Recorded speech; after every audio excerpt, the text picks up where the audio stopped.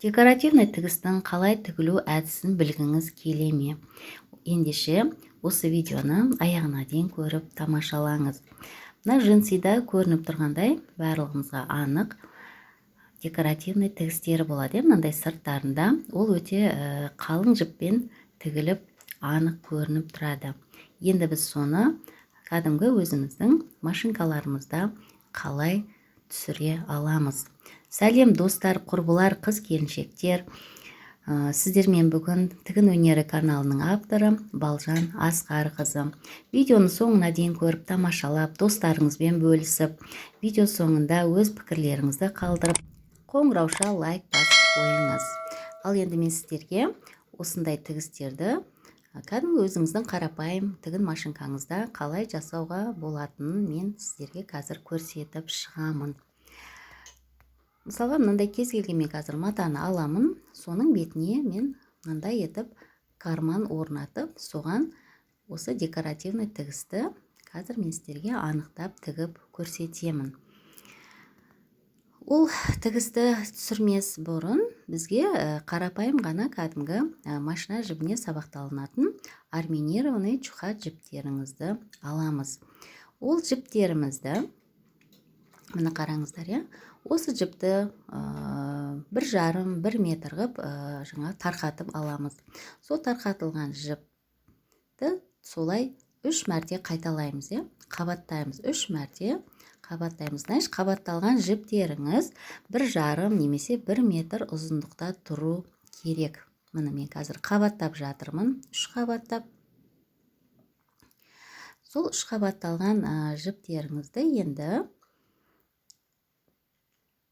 машинкада кәдімгідей бұрын қалай жіпті сабақтап алып өтесіз, дәл солай етіп сабақтап шыға береміз.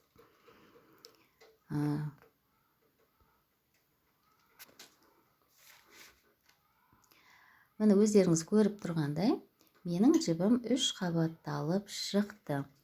Енді бұның бір шеті міне мынау, сіздің әлі жібіңізбен жалғасып тұр, бір петленка мынандай жіптің оралма жері тұрады. Мынау келесі басы. Енді осыны қайшымен тегістеп жібереміз де, жаңағыдай машинкаларыңызға сабақтап шығасыздар.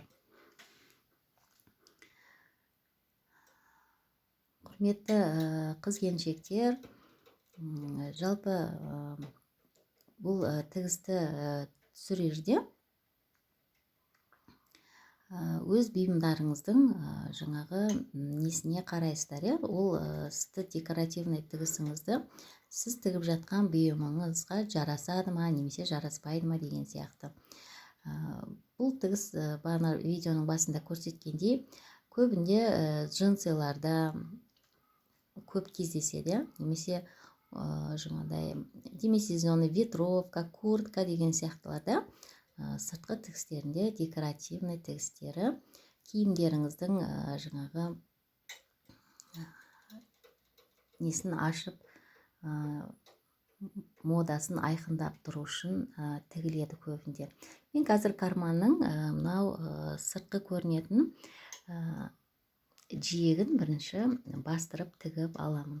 Одан кейін мен карманымды мата бетіне қойып, жаңағы осы декоративный тігісін тігіп шығамын. Міне мен қазір бірінші қатарын жүргізіп шықтым. Міне өздеріңіз көріп тұрғандай, енді қазір міне екінші қатарын жүргізіп шығамыз.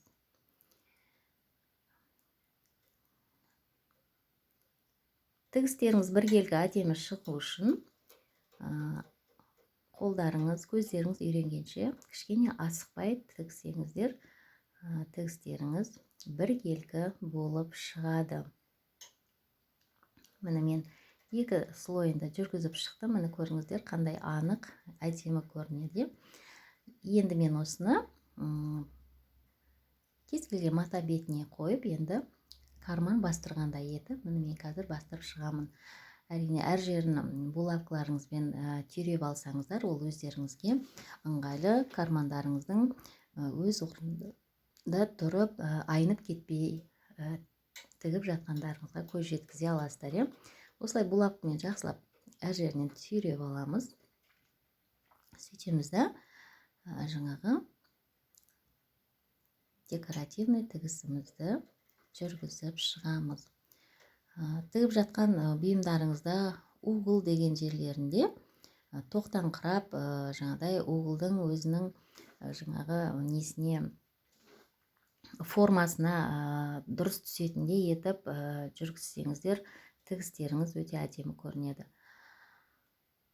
Енді осы карманды мен қазір енді тігісін жүргізіп шығамын. Міне, өздеріңіз көріп тұрғандай, енді біз осыны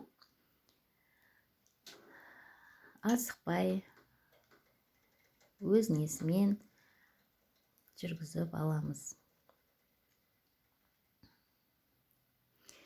Енді сіздерде мынандай сұрақ туындауы мүмкін. Жаңағы 1,5 метр, 1 метр шығарып алған жібіміз таусылса не болады? Қайта-қайта сабақтаймыз ба, жалғана ма деген сияқты. Жоқ. Міне қараңыздар, жіптеріңіз міне 3 қабаты аяқталып келе жатыр. Міне бір шетінде мынандай петликасы тұрады. Міне қараңыздар, осы петликаның арасына жіптарыңызды өткізіп, қайтадан созып, 3 қабаттап алып, жалғастырып кете бересіздер. Міне қараңыздар. 3 қабат болып қайттан қабатталды, Соны тағы да бір 50-60-80 сантиметрге дейін тағы ұзартып қойсаңыздар болады. Ары қарай тігістеріңізді жалғастырып кете бересіздер. Тағы да жіптеріңіз солай аяқталып келе жатса, оны тағы да солай мен көрсеткендей етіп, сол петляның ішінен жіпті кіргізіп, ары қарай суыртпақтатып шығара бересіздер. Міне, уголдарына міндетті түрде тоқталамыз. Өйткені уголдағы тігістеріңіз ровно өз уголдарымен айналып шығу керек. Әрине асықпаймыз. Алғашқы кезде жаңағы көздеріңіз, қолдарыңыз үйренгенше кішкене аккуратно тігіп шығуға тырысыңыздар. Сонда бұйымдарыңызды қайта-қайта сөгіп, екі жұмыс қылмайсыздар. Міне енді мына уголдан мен мына жағына айналамын.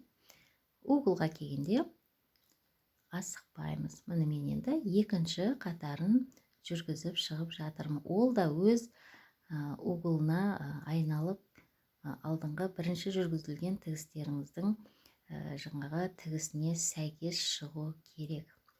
Мына ең соңына келдік. Кішкене закрепка бере саламыз. Міне осымен бітті. Міне қараңыздар, декоративный тігіс дегендеріңіз анық әрі әдемі көрінеді. Барлықтарыңызды осылай тігіп, көріп, қалай шығатынын көріп, өздеріңізге дайындап қойсаңыздар болады. Енді мен сіздерге қазір мынандай мата түрін көрсетейін. Жаңағы түсі жаңағы кішкене темнылау. Осыны мысалға шалбар балағы деп есептейге. Шалбар балағы міндетті түрде 2 бүктеледі. Соның оң бетіне қаратастар. Әрине нелеріңіз айнымас үшін булавка қыстырып шықсаңыздар тіптен керемет болады. Өйткені балақтарыңыздың тігісі ровно шығады. Енді міне балақты қайырып жатқан сияқты, соның оң бетінен мынандай етіп жаңағы тігістеріңізді жүргізіп шыға бересіздер. Мына қараңыздар. Көбінде джинсы балақтарында жаңағы бір жерге апарып қысқартып жатады елдері. Сол кезде бір қабат қып тігіп бере салады. Ол анық көрінбейді. Міне мен сіздерге тағы қайталап көрсетіп жатырмын. Мынандай петликасы жақындаған кезде аяқталуға, соның ішінен мынандай етіп жіптарыңызды қайтадан міне өткізіп тартып, қайтадан 3 қабаттап ала бересіздер. Сіздерге түсінікті болу үшін мен қайта-қайта көрсетіп жатырмын. Сонда жіптеріңіз жалғанбайды да, ары қарай кете береді жалғасып. Қыздар, құрбылар, қыз келіншектер, барлықтарыңызға сәттілік тілеймін. Келіп жеткен айт мерекесі барлықтарыңызға өз ризық несібесімен, берекетімен келсін. Шаңырақтарыңызда барлықтарыңыздың тек қана бақыт, қуаныш, шаттық болсын. Келесі оразаға аман есен жете беруімізді Алла тағала барлық отбасына нәсіп етсін. Келесі видеоларда кездескенше сау саламат болыңыздар.